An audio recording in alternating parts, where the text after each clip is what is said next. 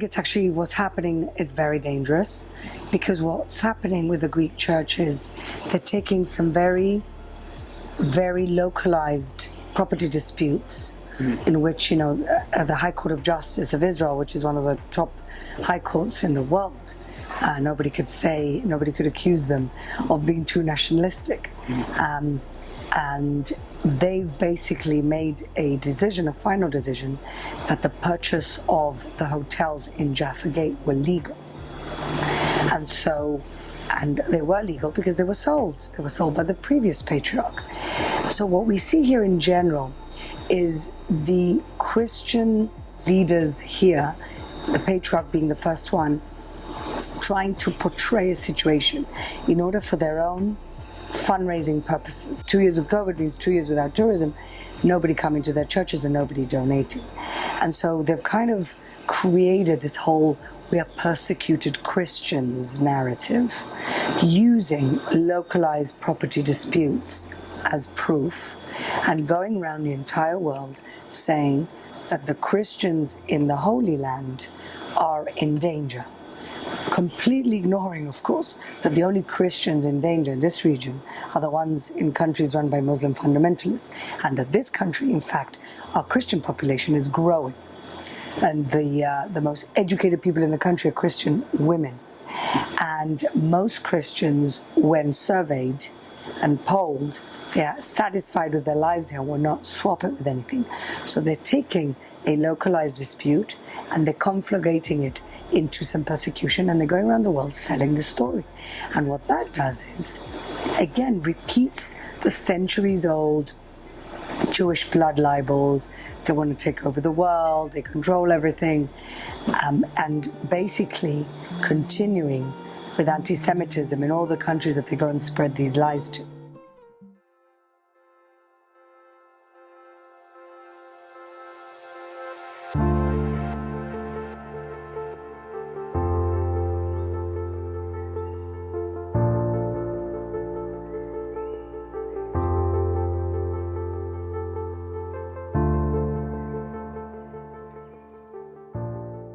We're sitting here in the mini Petra, which is adjacent to the Petra Hotel that many people know as a backpackers hotel. Some people know as owned by the Greek Orthodox Church that owns 20+% of the old city, parts of Rechavia, the Knesset, the Great Synagogue, a very powerful church. What people don't realize is that this hotel, the Petra Hotel, the key to the old city as you come into the old city that sets the pace, was really a Jewish-built hotel. To start off with, it was built by Jews from Gibraltar. The Amslak family, who came in the 1830s, built this as one of the most exclusive, magnificent homes for him and his whole family. There was a soup kitchen, there was a Beit Knesset here from this Amslak family. That's already by the 1830s, 1840s. Unfortunately, the father, Yosef Amslak, passed away early on. It left the family with certain financial debts.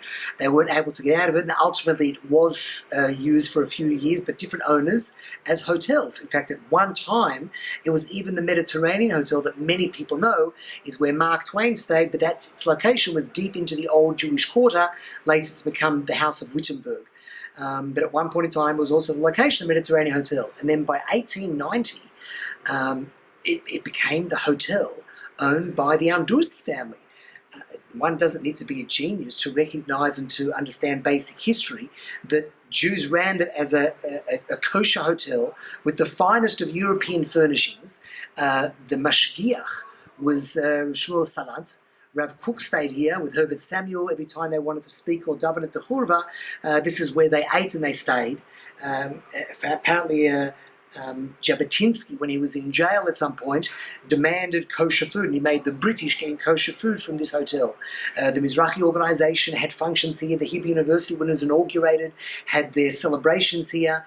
So it was a very, very well-known hotel, also known as the Central Hotel or the Amdurski Hotel, from around 1890 all the way to 1930. And what they're doing, again, is scapegoating Israel, which is the embodiment, of course, of the Jew as a country.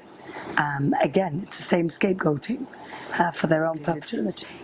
The concept of not being able for Jews not to be able to buy land in the old city of Jerusalem is really ridiculous to me, you know.